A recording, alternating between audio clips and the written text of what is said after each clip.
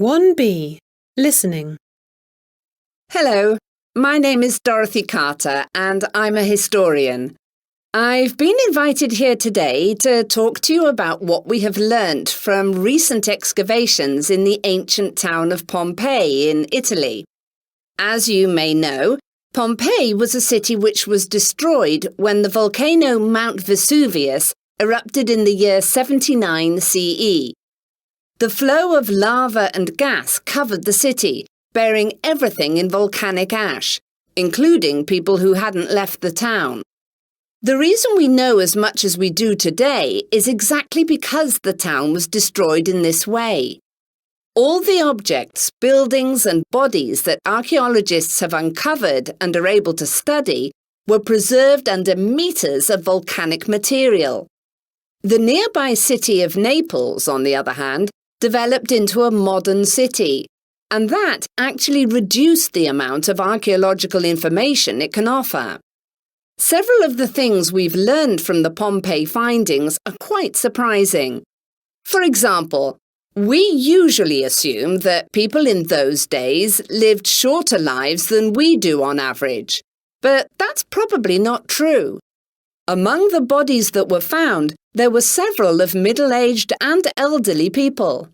Of course, there were many childhood illnesses that they didn't have effective treatments for, and about 1 in 2 children didn't make it to their 10th birthday. But those people who survived their childhoods were likely to have lived a reasonable number of years. Then there are the baths. Only the wealthy could have baths in their houses, so most people used public baths. Numerous baths of this kind were found in the ruins of Pompeii, and they make it clear that the Romans' engineering skills were astonishing. The baths had underfloor heating, and there were even grooves in the ceiling, which meant water was directed down the walls instead of dripping on people that were in the baths. Incredibly advanced if you consider this was the 1st century. Some baths even included a pool and large gymnasium. And people didn't go there just to clean themselves. The baths were also used as meeting places for socializing and doing business. Another interesting finding concerns food. So far, 35 bakeries have been excavated, with large ovens and stone mills for grinding grain. On the other hand, very few houses have been found with ovens in them. There's a wall painting which shows a shop that looks very much like a modern-day bakery, with someone handing bread over a counter and shelves of bread behind them.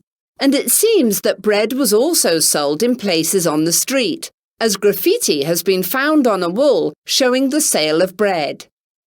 We can also feel confident in saying that both rich and poor had a good diet.